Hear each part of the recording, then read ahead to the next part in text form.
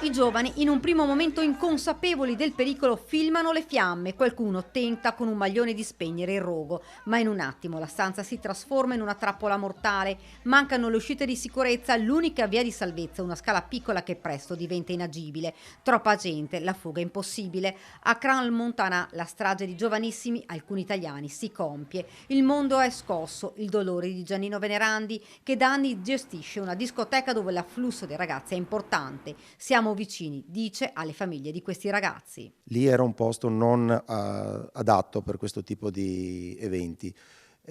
Non so chi l'abbia autorizzato, oltretutto in un posto molto insicuro, con una scala per entrarci, con un soffitto basso, con l'uso di materiali molto pericolosi. Noi qui in Italia abbiamo delle normative tra le più restrittive d'Europa.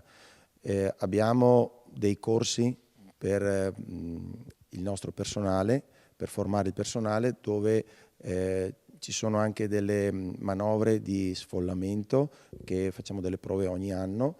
Abbiamo dei corsi di formazione sul primo soccorso, sull'antincendio. Scatta l'allarme acustico e visivo. Venerandi ci spiega cosa accade nel caso di un incidente simile. Come vedete, in questa zona sono presenti l'estintore, le indicazioni sulla porta, abbiamo l'allarme antincendio, abbiamo l'altoparlante per l'evacuazione. Lo sconcerto del principe Maurice, icona dell'intrattenimento, artista e regista.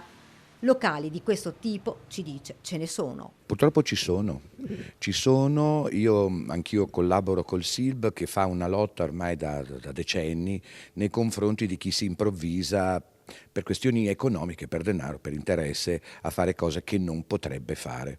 Tutti possiamo organizzare una festa anche a casa, ma persino per le feste in casa ci sono comunque, per chi le vuole fare bene, tutelato, ci sono dei controlli sia da parte della SIAE, per dire, che anche di sicurezza. Non si può andare in un locale per divertirsi per poi non tornare a casa. Io non vorrei essere al posto dei gestori con la coscienza in questo momento. Ci sarà un minuto di silenzio nei nostri locali per ricordare le vittime di questa strage, spiega Venerandi, e per sensibilizzare tutti al rispetto della sicurezza.